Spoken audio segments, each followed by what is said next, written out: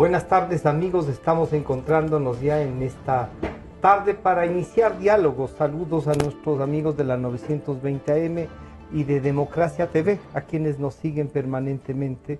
Les habíamos indicado que desde ayer que hoy nos visitarían Andrea Hidalgo, candidata asambleísta por parroquias del Partido Social Cristiano, lista 6, Verónica Costa, candidata por la Concertación, lista 51, en el distrito de Los Cantones, las dos por la provincia de Pichincha. Estaba invitado también el doctor Carlos Figueroa. Esperemos, él va a ser candidato por Pachacútec, o es candidato por Pachacútec, listas 18, en el distrito sur de Quito, centro sur de Quito. Bueno, iniciemos entonces el diálogo y al saludar a Andrea Hidalgo le diría, cuéntenos un poco, Andrea, de quién es Andrea Hidalgo. ¿Cómo así le convencieron de que entre a esta lid política? Yo saludo que la juventud, que mantengamos esta lucha, ¿no es cierto?, de hacer democracia, ¿no? Verónica ya viene luchando, así es que en ella se agradece la reiteración y el afán de permanecer. Pero ¿cómo se motiva a Andrea a ingresar? Y cuéntenos algo de Andrea Hidalgo. Bienvenida, buenas tardes. Muy buenas tardes, Francisco. Buenas tardes, Verónica. Hola. Buenas tardes a todos quienes nos ven en la tarde de hoy. Yo les quiero contar, bueno, soy una mujer joven, tengo 31 años, soy madre de familia, esposa, soy ingeniera comercial. Trabajé 2 años en la administración municipal de Tumbaco, en la zona de Tumbaco. Mi vinculación con la comunidad empieza ahí. Bueno, también crecí y me eduqué en las parroquias rurales. Y realmente me motivó a estar hoy día como candidata por la circunscripción 3, por parroquias rurales, en la lista 6 con Cintia Viteri y Mauricio Pozo. El entender que desde donde yo estuve, que fue la ejecución de obras y administrar un presupuesto para las parroquias rurales, tenemos muchos limitantes ya cuando queremos aplicar, en algunos casos la normativa legal no nos favorece, ni para la ejecución de obras, ni para el día a día del ciudadano. Entonces, esa es una motivación. ¿En qué escuela y colegio estuvo, Andrea? Estuve en el Colegio Santa María Goretti, que quedaba en Puzuquí, en la parroquia de Pomasqui, y viví en Pifo. Vivía en el sector de Cayuma. Me iba de un lado a otro lado. Sí, más o menos importante. Vamos a seguir descubriendo algunas cosas. A Verónica Costa le hemos visto ya luchando en política y también uno dice, se agradece que esa constancia y esa lucha permanezca. Usted ya fue candidata, Verónica, por lo tanto ya la provincia desde antes la conocía, pero la conoce más y a profundidad.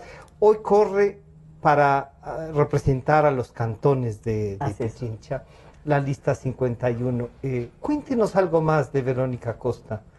Gracias, ¿Por qué nos hizo banquera? Bienvenida. Es una muy buena pregunta, gracias, Francisco. Mira, yo efectivamente hace algunos años, en el 2006, fui candidata para prefecta de Pichincha.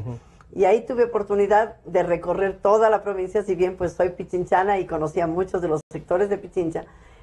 Palpé muy de cerca las necesidades de la provincia y es por eso que ahora que tuve opción de escoger a qué distrito quería, por qué distrito quería trabajar y quería representar, decidí escoger los cantones de Pichincha porque realmente me parece muy interesante la opción de recuperar esa parte tan importante de nuestra provincia. Además tuve oportunidad de estudiar en la Flaxo y ahí seguí una maestría en estudios urbanos. Y justamente estoy tan convencida de que si nosotros no recuperamos la parte rural, es decir, los cantones, pues Quito va a seguir creciendo sin ninguna limitación y los problemas en Quito se agravan mucho. Entonces tenemos que corregir las deficiencias de los cantones justamente para primero frenar esta migración masiva que viene desde ya hace algunos años, obviamente desde los años 70, pero que produce varios efectos que son contrarios al desarrollo y la dignidad del ser humano. Primero, que las personas en los cantones, como no encuentran trabajo digno, migran hacia las ciudades, por un lado, y eso nos produce mayores problemas en las ciudades y quedan las tierras de la parte rural abandonadas, por un lado, y por otro lado muchas veces se desintegran las familias, se produce una hecatombe, como digo yo. La migración realmente es un problema muy crítico Porque esas además personas desarraiga que las personas desarraigan y genera otro conflicto. Exacto, y en la además ciudad ellos, donde van. mientras ellos estaban en sus tierras, en sus cantones, en sus ciudades, en sus pueblos, en sus aldeas, en sus recintos, pues vivían con toda la dignidad del mundo y vienen a Quito a engrosar los cinturones de miseria porque normalmente son Pero eso gente no que significaría, Verónica, que la gente no tenga opción de estudiar, de capacitarse mejor y de hacer en ese cantón, en esa parroquia, en ese recinto, su vida diaria, pero acceder también a una mejor educación, acercarles a eso. Claro, Sí. definitivamente. Es que desarrollar los cantones quiere decir todos los beneficios Ya. que ellos encuentran en la ciudad. Muchas Llevárselos veces, allá. lamentablemente, no el desarrollo de los centros comerciales, pero sí salud, educación, recreación, espacios públicos, áreas verdes, que si bien hay mucha área verde, pero no hay área verde recreativa, como la gente busca muchas veces ahora para Un distraerse, espacio para sus donde- niños, espacios donde puedan ir y disfrutar del Claro. medio ambiente. Entonces, todo esto implica que hay que hacer un desarrollo integral de la parte rural, que lógicamente los cantones tienen gran parte rural todavía dentro de sus territorios, ¿no? Gracias. Está ya con nosotros el doctor Carlos Figueroa, candidato, en cambio, por la circunscripción Centro-Sur por No, Pachacute. 3. Del por distrito las 3, tres, el parroquias, distrito 3 parroquias. igual que Entonces están Andrea. compitiendo. Claro, Sí, vamos.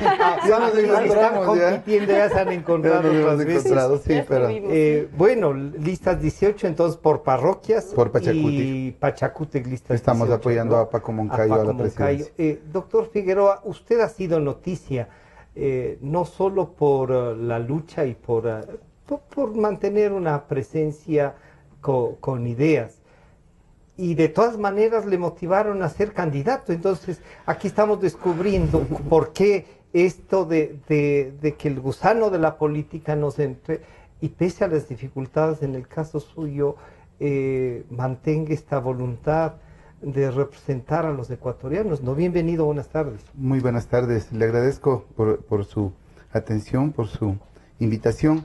Yo creo que, a ver, luego de ver la forma en que nos ha perseguido el correísmo, en que hasta el último a Fernando Villavicencio no le permitieron ser candidato, no permitieron que Clever Jiménez pueda ser candidato. En los últimos días emitieron una boleta para detener a Fernando Villavicencio, a Clever Jiménez, por un supuesto hackeo. Imagínense ustedes que no ha sido comprobado, no ha sido todavía llevado a juicio, pero ellos ya emitieron una boleta de prisión. Entonces, afortunadamente, yo no estuve dentro de esa demanda y, bueno, los compañeros me dijeron, tienes que ayudar en esto, ¿no? Y yo realmente pienso representarlos a ellos porque yo creo que la lucha contra la corrupción es algo que debe ser permanente, pero en este gobierno, en cambio, no ha habido una sola persona que sea encausado, ni tampoco posibilidades de perseguir a la delito gente primero y que después delinque de la quién, forma ya. más atroz, ¿no? O sea, fiscalización mire, para usted no ha habido la posibilidad. No ha habido en absoluto. Clever Jiménez dijo, y yo pensé que alguna vez que era una exageración, Clever en el 2010 dijo, es el gobierno más corrupto de la historia. Y exactamente hoy me ratificó en eso. Es el gobierno más corrupto de la historia. Ha tenido una cantidad enorme de recursos de las cuales la gente calcula entre 10 a 30% se ha ido hacia la corrupción y eso es una cantidad exorbitante de recursos. No puede ser que el ecuatoriano vea con pasividad que se le están llevando el dinero y no diga una sola palabra. Y es más, hasta acuñe el que ha hecho obra, no importa que haya robado. O sea, eso me parece inconcebible. Yo no sé cómo pueden ver a la cara a sus hijos. ¿Cómo pueden educar de esa forma a sus hijos? Eso es inconcebible. Yo como ecuatoriano rechazo esa posición que existe en algunos sectores del Ecuador. Pero les rechaza y les invita a reflexionar. Pero desde luego... Han desarticulado, mire, yo han creo una cosa, relativizado el delito. yo soy muy directo. Hay gente que es culpable por acción o por omisión. Ya. El que vota por el correísmo es culpable por acción y por omisión los que no hacen nada. Así es que no me venga a decir yo no he sabido, no. Venimos cerca de más de 8 años denunciando la corrupción, diciéndoles, miren, no es posible que en Petroecuador se hayan llevado 2.300 millones por una supuesta repotenciación. Una refinería vale 1.000 millones en México y ellos 2.300 en una repotenciación de una refinería. No es posible que un aplanamiento de terreno y un supuesto ducto para llevar las aguas gasten 1.200 millones. No es posible que en CNT, por ejemplo, esto va a parecerles bajito, ¿no? Una plataforma de comunicación técnica valga 5 millones por la empresa Open y resulta ser que una empresa domiciliada en Chipre, ¿sí? Termine y además fuera del tiempo de concurso, le metan esa empresa y termine costando esa tecnología 80 millones de dólares. O sea, discúlpenme, toda la obra pública ha sido con sobreprecio. Toda la obra pública. Los edificios de la función judicial, las carreteras, las escuelas del Mirense, todo con sobreprecio. No puede ser posible que nosotros aceptemos eso. Bueno, aquí hay una realidad, entonces, Andrea, ¿cómo enfrentar desde la legislatura? Bueno, le hemos escuchado a Cintia Viteri que dice que los ex han sido el trabajo principalmente, pero una revisión de la justicia y a través de una revisión de la justicia, plantear una reforma constitucional. ¿Cuál es el planteamiento desde la legislatura, diría yo así, para meter la mano en esto y reestructurarlo? Porque de lo que nos dice Carlos hay que reestructurar. Es que debemos partir que no tenemos una independencia de poderes. Ya. Debemos partir que los poderes no, en este caso, están manejados están supeditados por el Ejecutivo, exactamente. Debemos trabajar en esa independencia de poderes, debemos trabajar porque exista una fiscalización adecuada. Muchas veces no es que tenemos las leyes, sino que nos hacemos los ciegos, no vemos. O sea, teniendo la ley no la aplicamos. Exactamente, no la aplicamos. Tenemos muchísimas leyes. No es cuestión de seguir sacando leyes, sino que las podamos aplicar. Tengamos, en este caso, una independencia de la justicia para que no exista ese sesgo y podamos fiscalizar de una manera correcta. Pero absolutamente todos los procesos donde la ciudadanía tiene la confianza de que son obras para mejorar nuestra calidad de vida, pero lo que vemos es lo que dice en este caso Carlos. Existe sobreprecios, no existe una claridad en la contratación pública y necesitamos que eso ¿Y eso de quién dependería? ¿Del Contralor, de la Fiscalía? En algunos casos de los dos, ¿no es cierto? Es en su conjunto una interacción de cada una de las instituciones. ¿Qué hacemos con esto si lo van a reelegir al Contralor? Es que no. Nosotros tenemos que entrar ahora, además con nuestro nuevo gobierno, con Cintia a la cabeza, con Mauricio Pozo, de una manera muy firme. Y vamos a llegar a fiscalizar. Y vamos a llegar a demostrarles a los ecuatorianos que sí podemos hacer obra.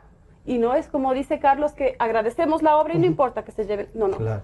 La obra tiene que ser al 100% Hay que devolver también un poco de dignidad a la obra, ¿no? Así es. Porque sin una obra con sobreprecio que nos cuesta subdesarrollo es un peso moral también. Así es lo que necesitamos que los ecuatorianos y las ecuatorianas entendamos, que además no nos han hecho un favor, es una obligación.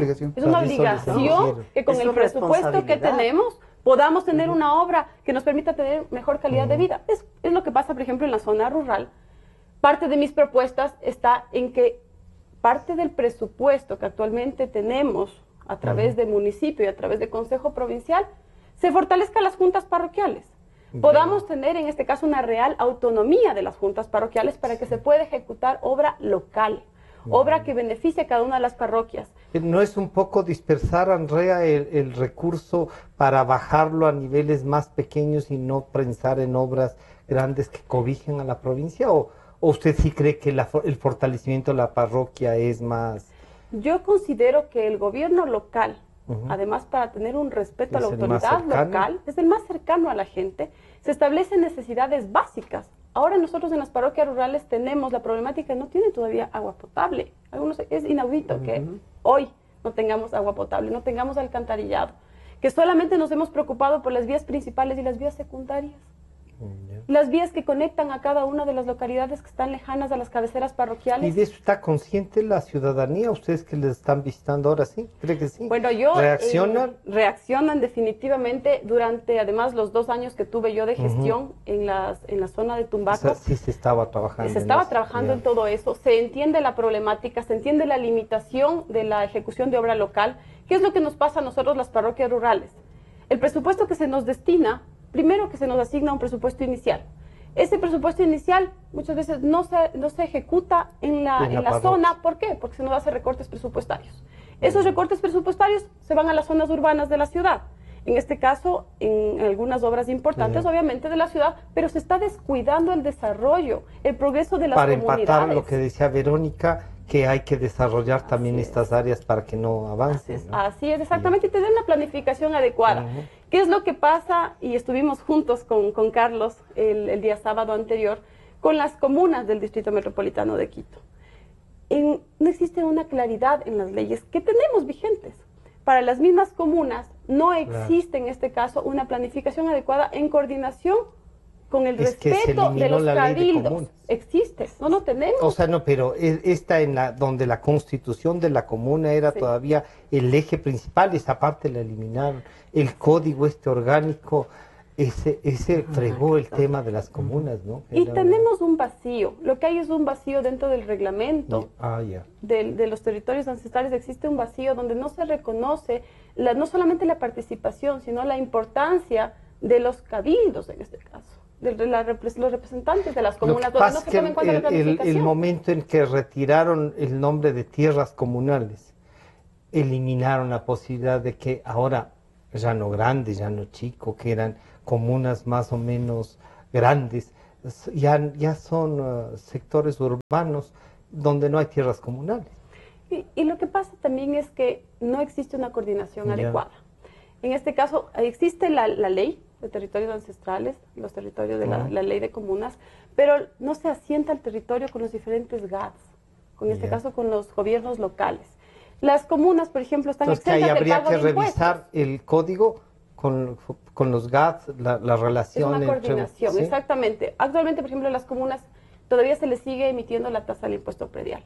Les pasa a la comuna de Lumbicí en Cumbayá. ¿Y qué es lo que pasa? Tienen una deuda pendiente con el municipio, pero no logran darse cuenta que no deben dejar de emitir esos impuestos prediales por la ley.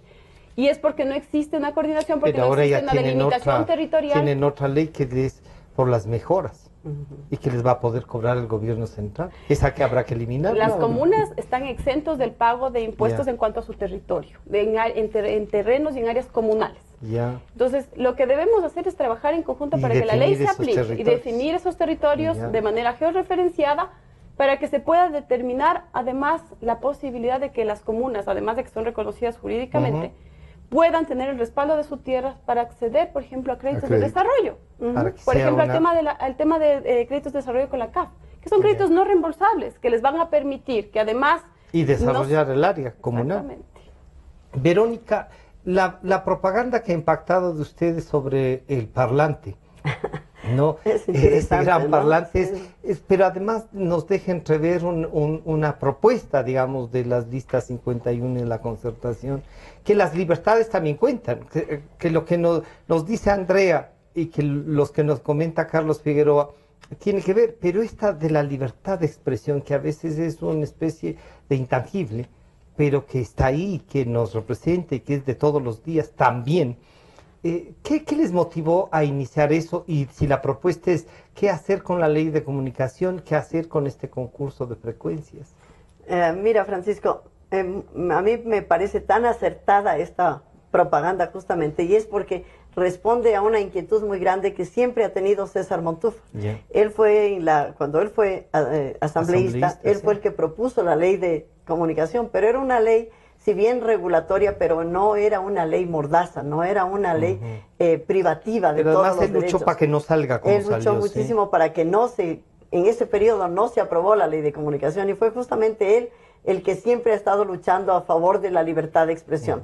Entonces, este eslogan de hay que quitarle el parlante al gobernante es muy interesante, porque a cuenta de que tiene esta ley que le favorece, pues el gobernante de turno, el presidente actual, ha dicho, ha hecho y ha actuado como le ha dado la gana, sin ninguna limitación, sin ningún respeto más que nada a la ciudadanía, ni a los medios de comunicación, ni a nadie que se le ha opuesto o que ha intentado al menos expresar su pensamiento, una nada voz más. Distinta, ¿no? Exacto, ahora mismo aprovecho este momento para solidarizarme justamente con Radio Democracia, con EXA, con Radio Visión y con todas las frecuencias que están siendo realmente amenazadas de ser quitadas, justamente porque son espacios de opinión donde tienen la bondad, diría yo, de invitarnos a personas que de alguna manera pensamos o consideramos que hay cosas que rectificar, y que hay que cambiar en nuestro país. Y eso para el gobierno actual es oposición. Entonces, el hecho de que se amenace permanentemente a los medios por la opinión que demos ciudadanos como nosotros, si nosotros en este momento, o si yo personalmente haría algún comentario que pueda ofender alguien del poder. Exacto, la dignidad del mandatario, pues usted está en serio peligro, y igual los dirigentes de la radio. Entonces, eso sí representa una amenaza. Y es por eso que César Montúfar, que lidera la concertación y que es nuestro representante para la Asamblea Nacional, él dice, y su eslogan es justamente, hay que quitar este parlante que ha tenido el presidente a su disposición en sabatinas. ¿Eliminar la ley? ¿Reformarla? Bueno, algunos dicen no eliminarla porque consta en un mandato constitucional.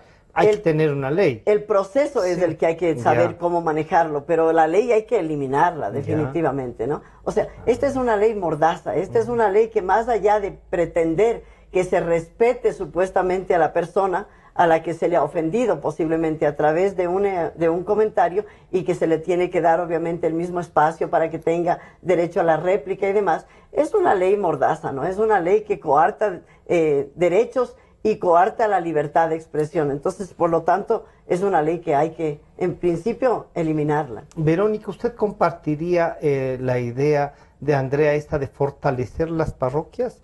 Cosa que yo debo decirle, a mí me preocupa esta subdivisión, y hay gente que sostiene y dice, no, pero es que la democracia es justamente a llegar al más cercano, ¿no? ¿Compartiría esta idea? Mira, yo compartiría, pero en tanto en cuanto se haga un cambio radical en las condiciones para que los ciudadanos y las ciudadanas lleguen a ser parte de esta junta parroquial, bien sea como vocales. Por ejemplo, hoy se han convertido en casi comités son comités la barriales, más o menos, de en Alianza este País. momento. No, pero comités de Alianza País. Claro.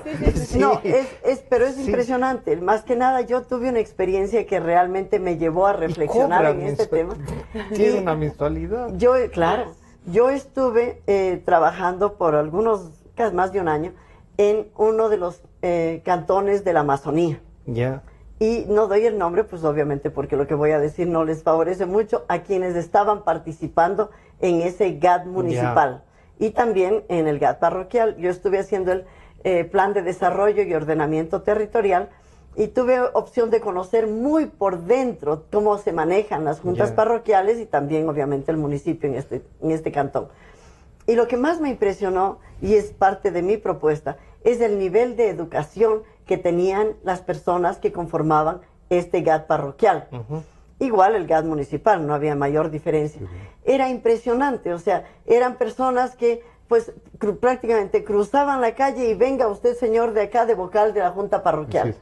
Y este es un problema gravísimo, porque nuestras juntas parroquiales, exacto, primero esto afecta a la democracia, y después el nivel de educación de una persona limita definitivamente a un buen accionar de esa junta parroquial. Puede que el presidente de la junta parroquial esté muy bien intencionado, tenga una muy buena propuesta, pero si está trabajando con personas que no tienen, a duras penas saben leer y escribir con el dolor del alma, entonces obviamente sus propuestas caen en el vacío, o se enfrenta a personas que se oponen a todo, simplemente porque no están dentro de la línea política a la cual ellos representan, y ese es un problema muy serio. Andrea, quería decir algo sobre las parroquias. Yo estoy de acuerdo en ese tema, y creo que pasa porque los candidatos, o sea, porque los partidos deben fortalecer a sus candidatos con calificándoles internamente, que deben tener una preparación. Mantener una vida diaria de los partidos para hacer democracia. ¿Qué es lo que pasa en los partidos? Los partidos preparan sus cuadros. Yo nunca, es la primera vez que participo políticamente, pero es lo que yo logro ver. Y veo que sí existe una falencia en los diferentes partidos porque no preparan sus cuadros, no solamente por un tema de estructura territorial y fortaleza territorial. A duras penas tenemos membretes partidistas, creo yo. Muy pocos tienen una estructura que uno pueda decir, hay que construir entonces. Y creo que las bases de los diferentes partidos, quienes son potenciales cuadros para que nos representen a cada uno de los sectores, deben ser personas que estén capacitadas, personas que tengan una preparación académica para que pueda desarrollarse este criterio que se va generando por el tema de la preparación. Entonces, fortalecer ahí la organización. Pero yo quiero decir justamente algo para lo que está diciendo Andrea. Andrea, lastimosamente, y debo de reclamar este momento a través tuyo, el partido al que tú representas también comete ese error.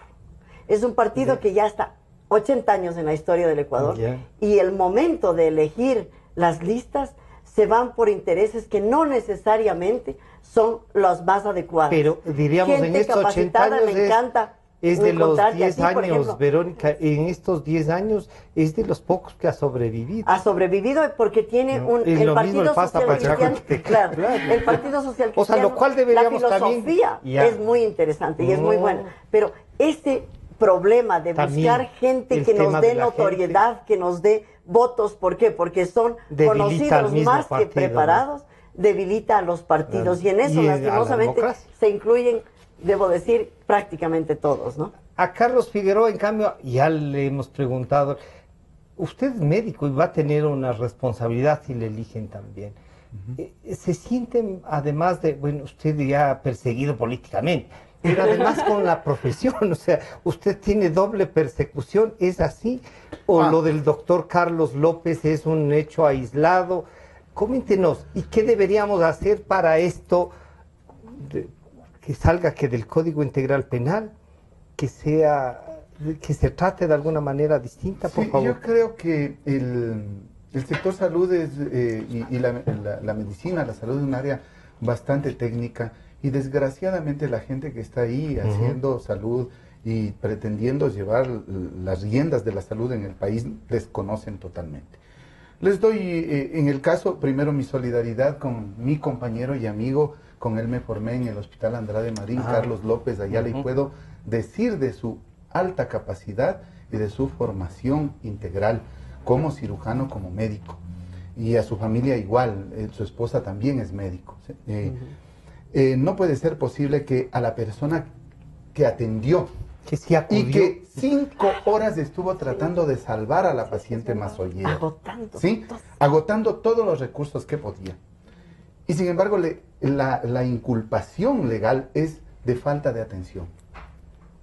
Imagínense. O sea, ¿qué jueces tenemos? Ahí sí, miren, señores jueces, ustedes no están capacitados para llevar la justicia en el Ecuador, la gran mayoría. Entonces, nosotros creemos que sí, que hay que sacar y despenalizar la práctica médica, pero evidentemente que los casos que sean y que tengan y que deban Con tener ver acción mala legal práctica, ya. de evidente mala intención o mala práctica, eso sí deben ir a la justicia formal, a la justicia incluso penal, pero no la práctica médica como tal, como en tal. general. O sea, no O sea, pueden mañana, ponerla. claro, uno con el dolor del alma se muere un fallecido y alguien quiere echar la culpa. Claro, o Y sea, tú no has somos estado en un dioses como hospital. para decir Claro. yo le puedo salvar a tal paciente. Y claro, yo digo, el desconocimiento tal vez de mucha gente dice, es que el señor, el médico este le mató. No es así, no somos dioses.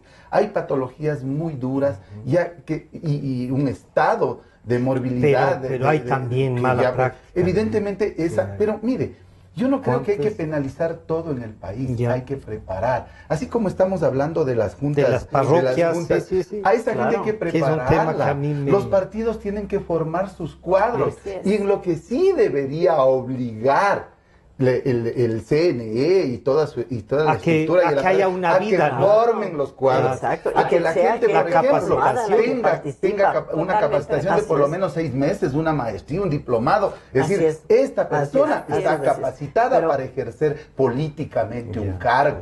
Eso sí, en la medicina igual. También. Pero este gobierno ha sido un desastre, pues.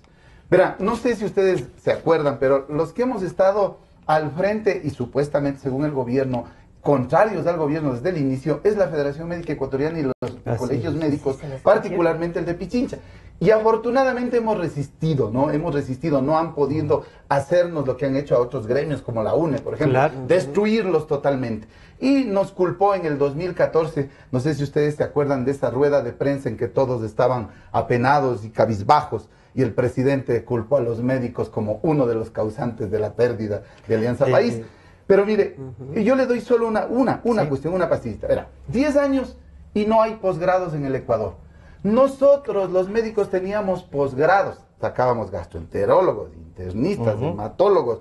Y ahí íbamos incluso por la formación de subespecialidades. Pero vienen estos señores que no sé de dónde sacaron, y mandan a todos los médicos de experiencia de los hospitales y eliminan los posgrados. Hasta el día de hoy no pueden organizar los posgrados, tienen posgrados básicos, tienen solo, creo que ginecología, pediatría, cirugía, anestesia y algún otro más, pero no han logrado formar recursos humanos para el sector salud, y por eso es que les toca contratar haitianos, jamaiquinos, cubanos, etcétera, por eso. Y tienen esa misma formación, usted como médico, les ha visto a ellos, tienen la formación que tienen los nuestros, porque los nuestros, creo que en todo lado hay más allá de que usted es médico, los nuestros han tenido un éxito en todas partes. Nos hemos dedicado mucho, y aquí cuando nos dejaban hacer prácticas, yo soy de ese producto, yo por ejemplo desde segundo año estuve en el Hospital Eugenio Espejo y jamás dejé de hacer prácticas. Sí, en otros lados es imposible. Carlos, para continuar, tengo que hacer un pequeño corte. Y continuamos con esto, los médicos, que es importante. Sí. Muchas gracias. Estamos con Carlos Figueroa, Verónica Acosta y Andrea Hidalgo, candidatos asambleístas por la provincia de Pichincha. Y volvemos enseguida. En un momento regresamos con Diálogos por Democracia M y Democracia TV. Son las 12 horas con 35 minutos. Inicio del espacio publicitario. Solo las 6, leyes que sirven, horas excelentes. No más desempleo, corrupción, inseguridad, endeudamiento irresponsable. Sí, democracia, derechos, libertades, empleo. El cambio positivo se viene.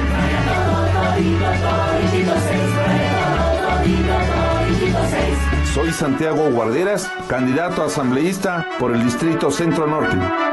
Publicidad electoral. Asambleístas provinciales. CNE. Elecciones Generales 2017. Aquí, todos somos de la 10. Nuestras encuestas son aquí, de carne y hueso.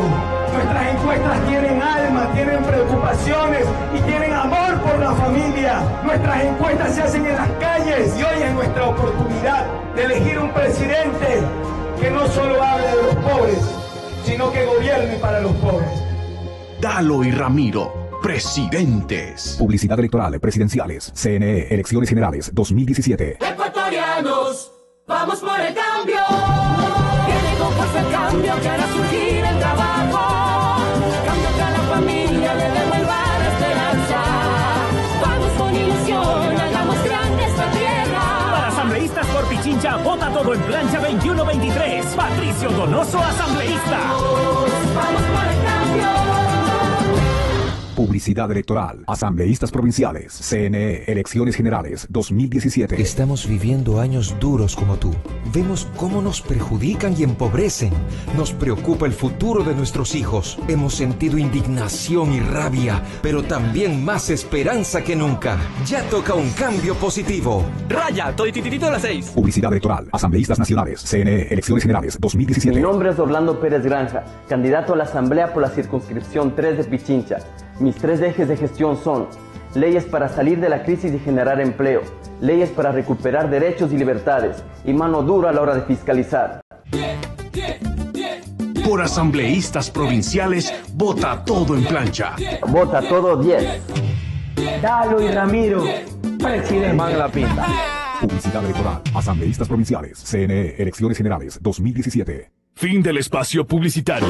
Desde el Distrito Metropolitano de Quito, Cadena Democracia, la radio de la gente. Francisco Rocha está de vuelta con Diálogos por Democracia M y Democracia TV.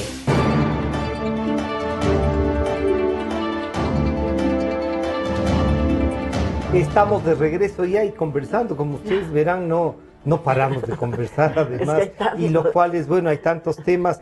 Estamos con Verónica Acosta, candidata asambleísta por cantones de la lista 51 de la Concertación, Andrea Hidalgo, candidata por las parroquias por el Partido Social Cristiano, lista 6, y el doctor Carlos Figueroa, candidato para las parroquias también, Pachacútec, listas 18.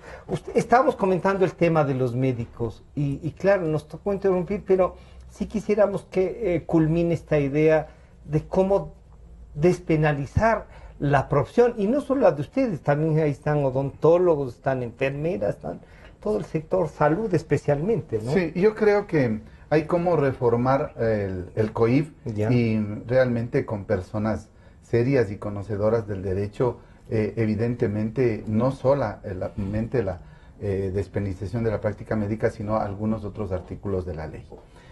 Y no solamente esta ley, sino múltiples leyes donde hay grandes defectos, como por ejemplo la ley de comunicación, ¿no? Que tenemos que yo creo que reformularla o si no eliminarla. Porque no puede ser posible que a esta altura de la vida estemos rogando para que le dejen a Radio Democracia, a Radiovisión, a Ondas Azuayas, a La Voz de Lupano, verdaderas instituciones en el país. Más de medio siglo. La comunicación, nuestro pueblo se ha criado con eso, pues. O sea, ¿cómo puede ser posible que estos individuos tengan ese criterio tan malévolo de destruir, cuando más bien estos deberían ser algo así como instituciones donde se preparen los comunicadores? Yo alguna vez le decía a Juan Carlos Calderón, le decía, hermano, es que hay tanta gente con esa vasta cultura, le decía yo, como tienes disculpen, decía a Oquendo, tienes a Rosero, tienes a la gente de los canales de televisión, que deberían aprovechar esa formación, porque en las aulas no está todo, porque a lo mejor esos son... Hay una base conceptual, una base, pero ya la no vida son diaria, los mejores maestros, le decía yo, lo mismo que en la medicina, le decía yo, no solamente están los profesores de la universidad, sino que en los hospitales están las mejores formas de preparación de la ellos vida nos médica. Jubilaron, nos recordamos. No, pues en esa parte fue terrible, nos quitaron, miren, ellos piensan, de que es lo mismo que coger el teléfono celular. Entonces, chin, chin, chin, chin, chin, chin, qué lindo, los deditos muy buenos, la computadora teclean de maravilla. No, señores, son en la buenos medicina para llenar se formularios. necesita experiencia. En la medicina, el médico de 70 años o más es el que más sabe. ¿Por qué? Porque ha acumulado un cúmulo enorme de experiencias y esa es la que nos ayuda a formarnos. Yo recuerdo en mi hospital, que era el Hospital Andrade Marín, cuando teníamos un caso difícil, ¿no? Reunión de todo el servicio, entonces los médicos, los más antiguos, siempre calladitos hasta el último, ¿no? Entonces nos oían disvariar, decir todo es que esto yo he tenido eso, no. Entonces salía el médico con su experiencia y decía, miren, ¿recuerdan ustedes a tal que habían estado ya hace tiempo? Le decía que tuvimos un caso en que le hicimos esto, salió negativo. Hicimos este examen y solo este examen dio positivo y exactamente era para esta patología. Entonces, esa experiencia de la gente más capacitada, la más crítica, la que tenía más cerebro, fue sacada de los hospitales, aunque no haya sido de 70 años. En los hospitales, desgraciadamente, como nuestro hospital público, el Baco Ortiz, realmente vaciaron de los profesionales. ¿Por qué? Porque tenían pensamiento propio. No querían gente con pensamiento propio. Entonces, hasta el día de hoy no tienen endoscopistas para niños, hasta el día de hoy no tienen el personal suficiente de hematólogos, de oncólogos, etcétera. O sea, de cosas incluso que han dejado de funcionar en esas unidades porque no hay el personal adecuado. Nuestros médicos sí querían estar. Y yo creo que inmediatamente que nosotros podamos regresar, que con cualquier partido que entre, excepto el de gobierno, creo que van a entender que nosotros somos ecuatorianos, pues, que nosotros también somos parte del Estado ecuatoriano y que lo que queremos es que nuestro país y la salud de nuestro país se fortalezca. Yo creo que vamos a poder regresar. Los médicos éramos los que poníamos la idea de cómo formar los recursos. Una fiscalización a todo el manejo de la salud. Ustedes acuérdense de lo que le hicieron me acuerdo, al asambleísta social cristiano Viteri, por hacer las denuncias de las ambulancias y de todo, 50 denuncias. 50 denuncias. ¿Sabe lo que hicieron? Le persiguieron de tal forma para pretender callarle, que incluso le quitaron sus recursos, me acuerdo, sus vehículos, una hacienda que tenía de hace 4 generaciones. Que decía, mi padre me va a matar, Bahía de porque Caracas esto es de mi vivido familia. Toda la vida, y me están culpando que yo me he cogido una plata del municipio de Sucre, me acuerdo, creo que era. Entonces, la gente que ha sido crítica, que ha luchado contra la corrupción, ha sido perseguida. Por eso, Clever y Fernando están en este momento con orden de prisión. Por eso, Carlos López, con su formación, con su pensamiento crítico, con su aporte a la comunidad que ha tenido, él está en este momento en su segunda semana de prisión. Detenido. Verónica, ¿qué otro tipo de leyes? Lo de la comunicación, que además les ha servido, como decíamos, para este eslogan, que a mí personalmente me gustó, me llamó la atención. Mucho la atención, sí, que es muy bonito. Sí, es muy pegador, además la música es muy buena. Ustedes, además de la ley de comunicación, decía, están pensando que también en alguna ley tributaria, en una reforma constitucional o en una consulta. ¿Cuál es el planteamiento para desmontar el correísmo? Hay ciertos puntos que son importantes y que no se pueden, hay ciertas leyes que no se pueden eliminar per se, justamente porque habría que hacer una convocatoria a una consulta popular. De hecho, yo considero que eso va a ser importante y de alguna manera hay que descorreizar el país. Ellos, si bien pues deben reírse muchas veces porque hay muchos, o habemos tal vez candidatos que decimos vamos a eliminar tal ley o tal otra, y ellos saben que esa ley no se va a poder eliminar porque de hecho está atada al tema de la Constitución. Claro. Lo que se tiene que hacer es provocar de alguna manera una reforma constitucional para que esas leyes que ahora nos tienen atados de pies y manos puedan ser reformadas. Hay un tema aquí que yo quisiera traer a colación, más allá del tema legal, porque si bien yo estoy convencida y todos los del Movimiento Concertación estamos apoyando las propuestas de César, pero yo tengo una propuesta que me parece que es interesante y digna de ser mencionada en estas valiosísimas oportunidades que me dan de expresar mi propuesta como asambleísta. Yo tengo verdaderamente una obsesión por el tema de la educación. Yo creo que uno de los mayores problemas que tiene nuestro país es la deficiencia que tenemos en el nivel de educación de los adultos ecuatorianos y ecuatorianas. Nuestro nivel de escolaridad es tremendamente bajo. Si usted, Francisco, pregunta a cualquier persona en donde usted se encuentre cuál es el nivel de educación que alcanzaron, hay un nivel altísimo de gente que no pasó de la primaria, muy pocos tal vez del bachillerato y qué decir de la universidad, del pregrado, digamos así. No se diga en el campo, en las zonas rurales. Hay un tema que a mí me impacta muchísimo y es ahí donde yo me quiero enfocar, que es el tema de las madres que son cabezas de hogar. Tenemos más de 400,000 mujeres analfabetas. Hay un problema muy serio por allí, porque ese analfabetismo es el que limita muchas veces la creatividad y la paz, el desarrollo de esos hogares. Y que ayude a buscar obviamente salidas, claro. Esas madres a duras penas pues viven el día a día con lo que Dios les proveyó en su naturaleza y nunca se ha desarrollado al no saber leer ni escribir.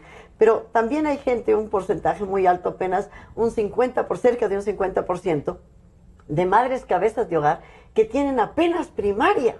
Acordémonos del nivel de educación que en las épocas anteriores, porque de alguna manera algo se ha mejorado últimamente, no quiero decir solamente con este gobierno, pero en los últimos años como que sí se ha capacitado más a los docentes. Pero las mujeres que son cabezas de hogar y que tienen una primaria están muy lejos también de tener un pensamiento crítico, de tener una opinión formada. Pero además de ayudar a formar ciudadanos con pensamiento crítico. ¿Y cuál es el problema en este momento? Que estos chicos que ya vienen, como digo yo, con el chip incorporado de la tecnología y a través de la tecnología y de una mejor educación que de hecho se dispensa muchas veces en las escuelas rurales también, ya van teniendo un criterio mucho más formado, se enfrentan a unas madres que realmente, no quiero ofenderlas, pero se sienten ignorantes ante los problemas y lo que estos muchachos les plantean. Entonces, ahí viene un problema de discriminación contra esas madres, porque los hijos, ahora que son unos genios, digámoslo así, se enfrentan a estas mamás: mamá, tú no sabes nada, tú eres un ignorante, tú no entiendes de esto, tú no sabes de lo demás de acá. Y el problema de la mujer se agrava no solamente por el maltrato físico, que muchas veces es fruto de esta ignorancia, sino también por el desprecio que estos hijos que ya formados, una educación integral, que haya una educación para adultos. Para adultos. Claro, yo propongo y les digo, y mucha gente me responde con una sonrisa en la cara. Les digo, miren, la falta de educación nos produce frustración. Claro. ¿Qué tal que podamos nosotros tener, digo, exagerando tal vez un poco, pero estas escuelas 24/7 que sean para adultos? Muchos adultos serían felices de poder ir a seguirse y dar tiempo a formarse más, a descubrir otras del cosas. Trabajo y de 6 a 7, de 7 a 8, tranquilamente uno puede seguir estudiando los fines de semana también. Y así uno vaya completando créditos, en base a créditos, para ir terminando la primaria, la secundaria, y por qué no la educación. Y un tema que además que quiero aquí traer a colación, y es esto de la educación virtual. Yo misma, a mis 40 y pico de años, tuve oportunidad de sacar una maestría a través del Instituto Universitario de Posgrado de España en gestión y desarrollo de destinos turísticos. ¿Y qué hacía yo? Trabajaba todo el día y la noche, pues muchas veces me tocaba amanecer, o el momento que tenía tiempo, me metía a la red para estar estudiando, para estar preparando. Y fue una maestría maravillosa. Lastimosamente, este tema ahora no sirve. ¿Por qué? Porque el CENESID no recibe o no acepta los títulos que hayan sido obtenidos a través del Internet, lo cual es un absurdo, porque como yo debería tener una valoración, por lo menos. Una valoración, claro. Y como yo digo, se debería hacer como hace la Universidad la UTPL de la Universidad Tecnológica de Loja. ¿Qué hacen ellos? Estudios a distancia. ¿Qué es eso? Una educación tutoriales, virtual, hay tutorial, pero los estudiantes tienen que acceder. Y ha tenido un gran éxito que ha ayudado. Y hay muchísimos ecuatorianos y ecuatorianas. Excepto medicina, yo no quisiera que estudien. Es que eso es tenaz, porque yo, uno de los ministros que estuvo de salud dijo que todo podemos estudiar en fantomas y ni sé cuánto. No es lo mismo. Por favor, no. Claro. Y yo le dije, ¿y por qué los cubanos siguen estudiando en los pacientes? Claro. Obviamente. ¿Sí? O sea, no es lo mismo. Usted, incluso la actitud frente al paciente es totalmente diferente ante un muñeco. Andrea, ¿cómo hacemos entonces este cambio? Ya tenemos educación, salud, no solo que hay que fiscalizar en los dos casos, sino que además replantearnos esto. ¿Cuál sería otro caso adicional o el camino? Por ejemplo, yo siempre pienso en la Corte Constitucional que no va a darles paso a una consulta, hay que mandarles a la casa. Así es, por supuesto, vamos a trabajar. Vamos a trabajar para buscar el camino. Hay que identificar el camino y lo vamos a hacer. Otra cosa que me parece importante es que en la ruralidad necesitamos propuestas también específicas para la ruralidad. Yo he visto que los candidatos en general planteamos cosas para todo el país, por supuesto, pero debemos también enfocarnos a propuestas para el sector al cual estamos representando, y eso se da por la experiencia del conocimiento del territorio.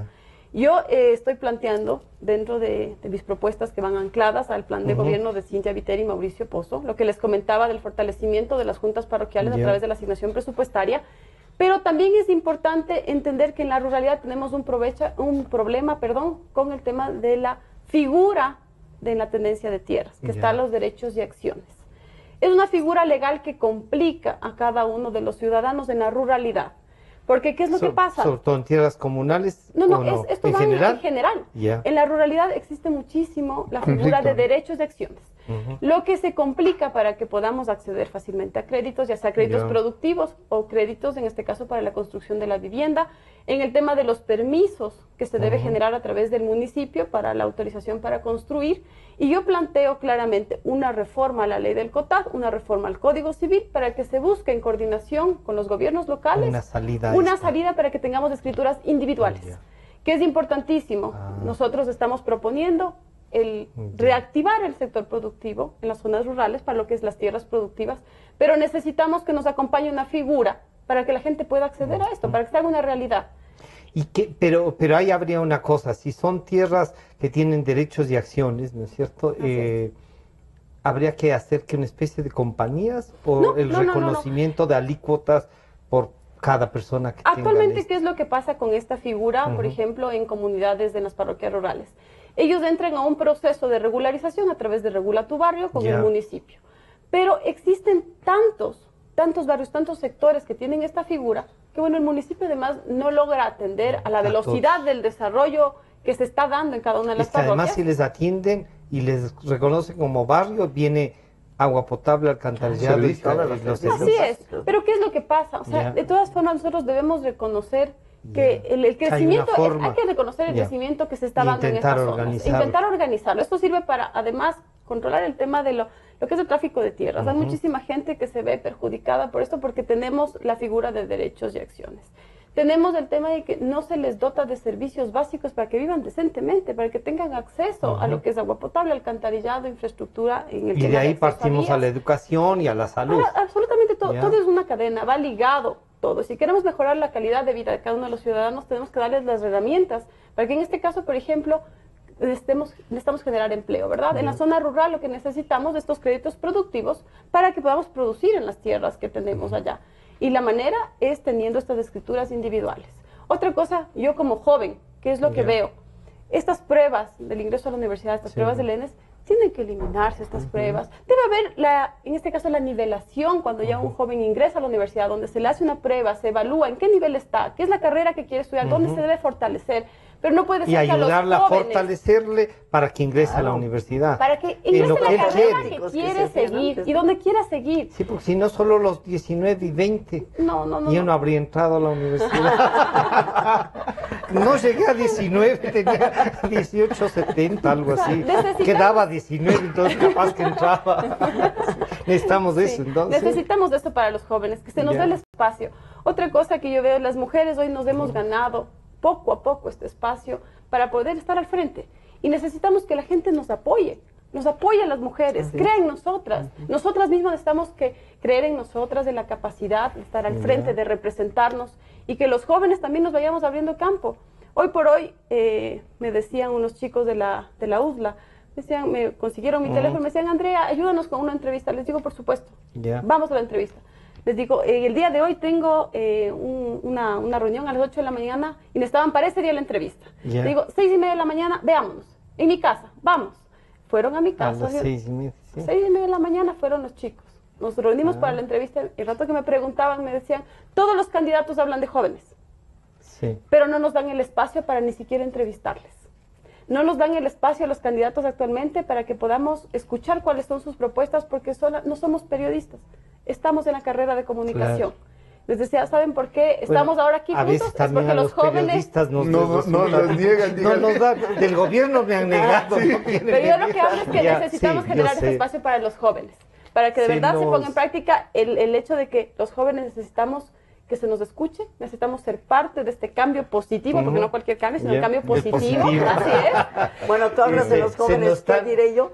Verónica, se nos está acabando el tiempo y les voy a pedir a cada uno de ustedes que le demos en un minuto, Carlos, las razones por qué las parroquias deberían votar por el doctor Carlos Figueroa, listas 18 de Pachacute, que respalda al general Moncayo. Y entre otras cosas, si quieren también hacer un reconocimiento de esta lucha de valor que ha tenido usted, Carlos, que yo aprovecho para decírselo así, que se aporte, ¿no? Así es que tiene su minuto las razones por qué deberíamos votar por Carlos Figueroa y no pedirle una cita médica. No, van a por seguir favor. pudiendo hacerlo siempre. Bueno, Carlos Figueroa, creo que puede ser un digno representante de ustedes, de la comunidad, no solamente de las parroquias rurales, sino de toda la comunidad, porque estoy planteando desmontar el correísmo y fiscalizar y hacer en lo posible que el dinero que se han malgastado, que se han farreado, parte de ello por lo menos se devuelva. Estoy planteando que el seguro social sea de los trabajadores, de los afiliados. Ya no debe ser manejado por el gobierno, sino que tienen que ser por lo menos una reforma donde vayan 3 representantes del Seguro Social, uno por los empresarios y otro por el Estado. Es decir, ir a sus legítimos dueños. La tenencia de la tierra, como ha dicho, para mí es una preocupación enorme. Igualmente, defender la libertad de opinión. Todas estas cosas que nosotros estamos planteando, creemos que podemos hacerlo porque hemos sido una voz honesta, que ha luchado incluso en contra de todo el poder del Estado, y que no dejaremos y no dejaré que mis amigos como Clever Jiménez, como Fernando Villavicencio, sigan siendo perseguidos. Hay más de 800 personas perseguidas y yo lucharé por ellas porque deben ser amnistiados apenas entre el próximo gobierno. Verónica, ¿por qué deberíamos en cambio votar por Verónica Costa, lista 51 y la Concertación? ¿Qué debería motivarnos en los cantones y en la provincia de Pichincha para votar? Gracias, Francisco. Yo creo que lo más importante que tiene Verónica Costa en realidad es una pasión por la política y una pasión... Lo cual se agradece a propósito de estar ahí. Definitivamente, muchas gracias, sí.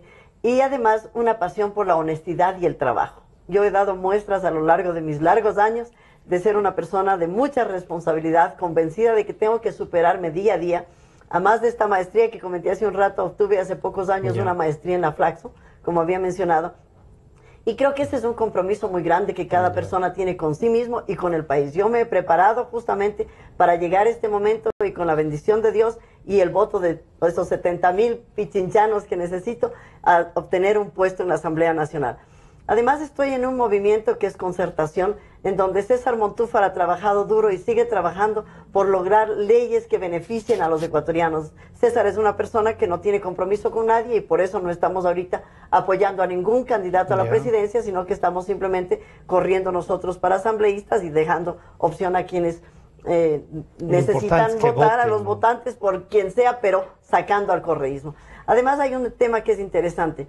Yo considero que si es que nosotros tenemos gente capacitada que vela por los cantones y por la zona rural de Pichincha, como dije cuando fui candidata a prefecta, si mejora Pichincha, mejora Quito. Pichincha necesita el trabajo mancomunado de todas sus poblaciones para definitivamente ayudar a que Quito tenga un desarrollo más placentero, más tranquilo, porque como sabemos, el 80% de la población de nuestros campos está en la ciudad, fruto de esta migración, que no ha sido positiva en el mal, digamos, no ha sido negativa en toda la extensión de la palabra, porque Quito está lleno de chagras y de pichinchanos, sino porque Quito ya no da abasto con los servicios y con todo lo que tiene que dar a sus habitantes. Y tenemos corrupción, pero más de eso tenemos contaminación, tenemos desarrollo inequitativo para la población. En los cantones es donde se puede mejorar la calidad de vida de los ciudadanos y además mejorando los cantones y las zonas rurales ayudamos a combatir el cambio climático, que es otra obsesión que tengo también yo y que me encantaría que me dé oportunidad de hablar en otra oportunidad. Andrea Hidalgo, lista 6. ¿Por qué deberíamos votar por el Partido Social Cristiano en la lista 6 para elegir a Andrea Hidalgo? Por favor, yo decirles a todos ¿sí? que represento a una lista de una mujer luchadora, una mujer que viene luchando todos estos años por generar bienestar a través del área legislativa. Hoy tenemos a Cintia Viteri como nuestra representante, como nuestra cabeza, con Mauricio Pozo, proponiendo cosas en concreto para mejorar nuestra calidad de vida como país, como ciudadanos. Y Andrea Hidalgo les ofrece a cada una de las personas que cree en la ruralidad. Yo creo en la ruralidad, viví en ella, la serví. Y hoy estoy convencida que las políticas que podemos generar para desarrollar estas parroquias rurales pueden ser maravillosas en conjunto con ustedes. Soy una mujer de lucha, una mujer trabajadora, una madre de familia que lo que quiere es generar progreso y políticas también que beneficien al desarrollo. Estoy convencida que cada uno de nosotros, los jóvenes también, podemos estar dentro de este espacio. Es la primera vez que estoy al frente, pero estoy dispuesta a trabajar junto a cada uno de ustedes por generar nuevos espacios para los jóvenes, para las mujeres y para cada uno de nosotros de una manera activa con la participación ciudadana. Muchísimas gracias.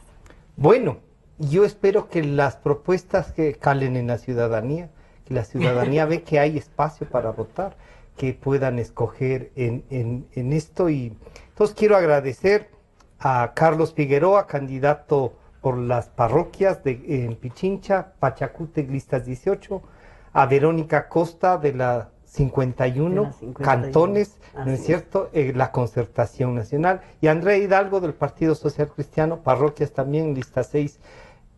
Ha sido un gusto tratar, me da satisfacción que la democracia tenga nuevamente estas ideas, ¿no? Y ustedes, ciudadanos, está en las manos de ustedes también fortalecer la democracia, escoger a gente que tiene pensamiento, que nos hace propuestas. Nos estamos encontrando el día de mañana para otro diálogo. Hasta mañana.